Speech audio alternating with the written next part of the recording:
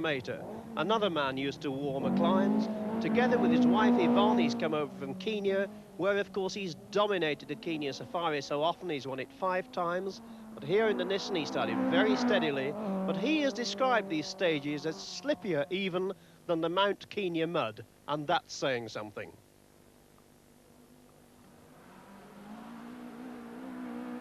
Sliding it in conventional rally style, it's so interesting to see the difference between the two-wheel drive cars and the four-wheel drive cars, and certainly these are more exciting, but they're having trouble scrabbling their way through the forest.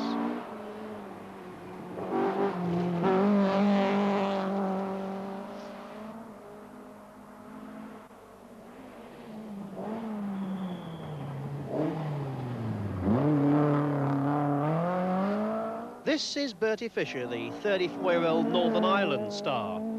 He's driving his own Opel Manta with the help of the General Motors dealers, prepared by Sydney Meek Motorsport in Dungannon. He is a man who only recently was a privateer. He finished 5th overall in the 1983 and the 84 British Rally Championships and has done exceptionally well in this event. This will without doubt be his best ever international performance, and he must be very pleased with it indeed.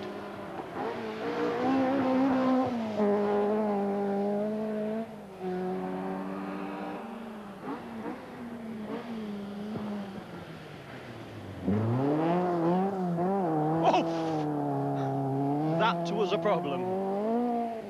Corrected it. Certainly made a mess of the sign. It's a little embarrassing because I think that sign belongs to his sponsor. This is Michael Eriksson, whose parents own an Audi dealership in northern Sweden. So I suppose it's not surprising he's got an Audi drive. But according to Gunnar Palm, who of course co-drove with Hannu Mikkola, he's got it on talent. In fact, Gunnar feels that he's a rising star, a real name to watch. But he's only 27, and at the moment he's lying in the top 10 and keeping big names like Roger Clark behind him, driving very well, very confidently, but he has a lot of experience for his age.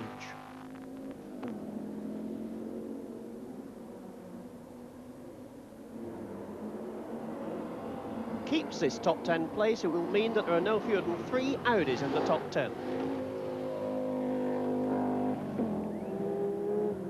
And this is a man who's at home in these forests as he is in his local bar, Roger Clark, 45 years old, returning for this event in the Porsche, thoroughly enjoying it, and according to our reckoning, well in the top 10. What a performance for the man who is the only non-Scandinavian to have won this event twice.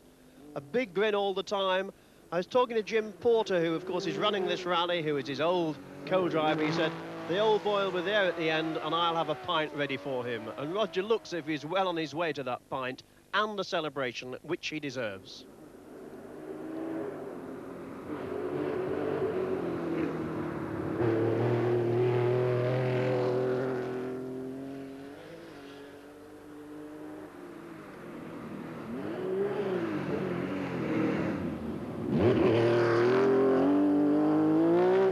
The old Roger Clark style.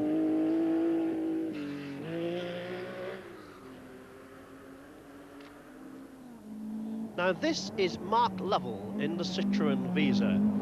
There's so many different makes of cars, but this is really one of the smallest and one of the most conventional, but Lovell has gone exceptionally well.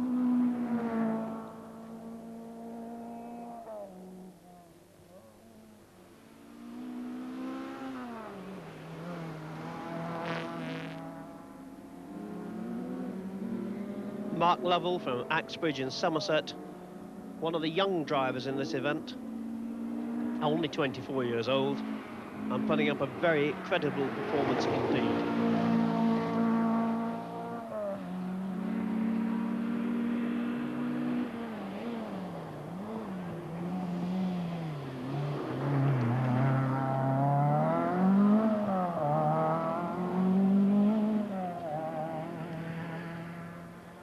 We've seen a young British driver, now here is a young Swedish driver. This is Lars-Erik Torff. He's only 23. He's the youngest member of the Swedish junior rally team.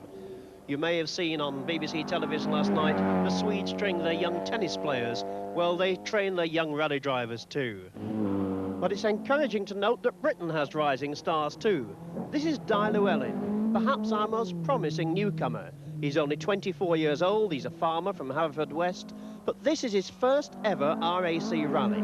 Previously, he's just done smaller events that last sort of a night and a half a day or a day and a half a night. But here he is at the end of what is acknowledged as the most grueling rally of them all, and he's lying 14th in his work-supported Nissan. A superb effort and hope for the future. Perhaps another Roger Clark? Clinton Smith and another of the Opel Mantas. A lot of people have written off the Opel Mantas as outdated cars, but certainly in this rally, which has been extremely tough and needed reliability as well as high horsepower, they've done very well indeed. And Clinton Smith is a man that perhaps didn't set off expectantly on the leaderboard, but has surprised many of the stars with a very steady, a very sensible, and certainly an effective drive.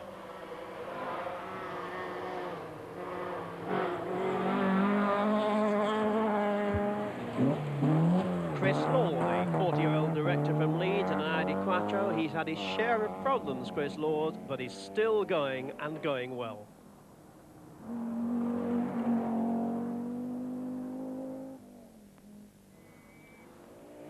An Audi Quattro like this one has, of course, won this event for the past 3 years. The Audi has been the pioneer of rallying. The Quattro Sport seems to want to take them into a quantum leap into the future. But there are new challenges for the Audis. The Mitsubishi, the Ford, the Porsche, the new Lancia. We're now not talking about cars that we see in the showrooms. We're talking about Grand Prix type cars built for the forest, built for the tarmac, built for the deserts.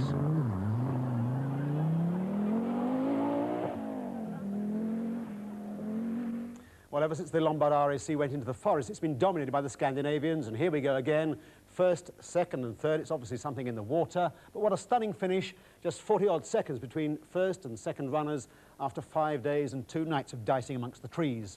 Sterling drive by Per Eklund to pull the powerful Toyota into third place. Michel Mouton got the finish so much wanted, being a little more jingoistic about it. 3 Brits on the leaderboard: Russell Brooks, Jimmy McRae and Bertie Fisher. Sterling testament, by the way, to the reliability of that Opel Manta 400. Roger Clark was just off the board, number 11, but 56 minutes between first and 10th really underlies what we've known ever since the Audi Quattro first appeared upon the scene. To win world-class rallies these days, you've got to have four-wheel drive. Sheer power isn't enough. As for the Peugeot 205, well, apart from that slight hiccup this morning with the four-wheel drive system, really ran like a Swiss watch, which speaks of very smooth driving, and I think defines the shape of things to come in 1985. Now let's go over to Sue Baker, who's in the final car park, speaking to some of those triumphant drivers who've just covered 2,000 miles. Yes, here he is. It's Ari Vatanen with Terry Harriman. The trumpeters, the lifeguards await. The checkered flag is being held there by Mr. Porsche of Lombard North Central. Under the arch, the victory arch, the winners of the 1984 Lombard RAC Rally.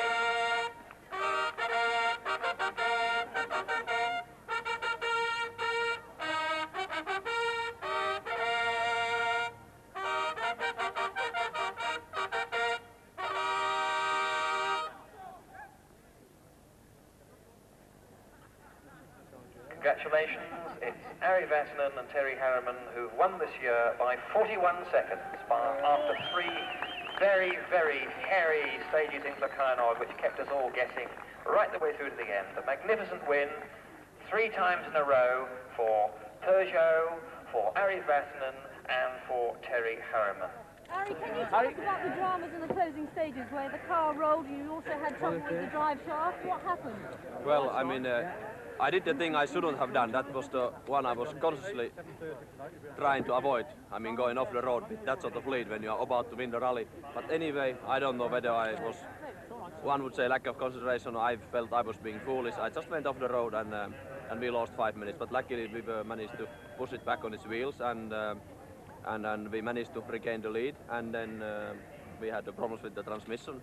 And again, we were behind Hannu, and then I thought, well, what's going to happen? But finally, we pulled it off, and obviously, I'm very, very pleased, because it would have been very disheartening to lose it at these final stages. Are you confident this car is going to maintain its edge? It's shown a very dominant lead in this rally all the way through. No, I must say that it's an incredible little toy I have got, this Peugeot 205. It really has turned the rallying world upside down in a way. you know, sometimes literally. A rather dramatic finish, I gather. You had trouble with the engine on the closing stages. Yeah, we had some problems with the turbo, but so we were a little bit down with power. We heard you had a fire in the engine compartment at one point. Yes, we had an oil leak under the bonnet, and that, but we got it out very quickly. For the past 3 years, the Quattro has been the dominant car in rallying, and now it looks as though the Peugeot is taking over that role. Where are you going to be next year? I will be driving Audis next year, but you know, the world is changing all the time. You know, unfortunately, I would like to have one more etap tomorrow. Peugeot is taking over that role. Where are you going to be next year? I will be driving Audis next year, but you know, the world is changing all the time. You know, unfortunately, I would like to have one more etap tomorrow, but it's finished, you know, and we missed for 21 seconds. Yes. But I enjoyed this. It was difficult, but you know, I am happy to finish this one. Yes, we just went a bit too quickly into a corner and got into the very soft ground on the outside. The wheels dug in and it flipped over onto the roof and came to rest on the roof. In fact, it was pushed down much further than this, and if it hadn't been for the spectators, it would have been very difficult to get out. They grabbed hold of Mike by his ears and everything and dragged him to the window. It was not pleasant. Were you just trying to frighten him? Is that what it was? Well, it was on his side, as you can see. The drivers always do that, you know. If it's going to hurt them their side, they handbrake it and make sure it goes on the co-driver's side. You had an excellent result in 8th place, but not the sort of rallying you're used to as 5 times winner of the Safari. How does it compare? Like chalk and cheese, basically. Here you don't practice. It is very fast. I mean, not as fast as Safari, but much faster in the sense that if you go off, you've only got the trees to stop you, and some of them are very, very big. But it's a totally different form of sport. Very unusual to have your wife, Yvonne, co-driving for you. Do you ever fall out on a rally? It's not unusual for us. We normally do all our rallying together. It's accepted that in the car there are situations where one of us is going to get very, very angry and lose their tempers, and then the other one stays quiet, and then it's forgotten, and then we get back to normal married life, and I'm the henpecked husband. All over bar the writing, 2 cameos to remember. Roy Bradford entered his £40 second-hand Honda Civic, survived the first day. Second day, crashed into a tree larger than the car, clambered up somewhat stunned and said, "I'll be back next year." And the other, Hannu Mikkola, chatting to Ari Vatanen this morning after the night's events, saying, "You could let me stay in front for a few more stages." One final point for all those people so kind enough to jam the BBC switchboard. I now know definitively Kielder is not in Yorkshire, it's in Northumberland. That's all from Chester. See you next week in Paris. Good night. And Top Gear reports from Paris next Tuesday at 8:30.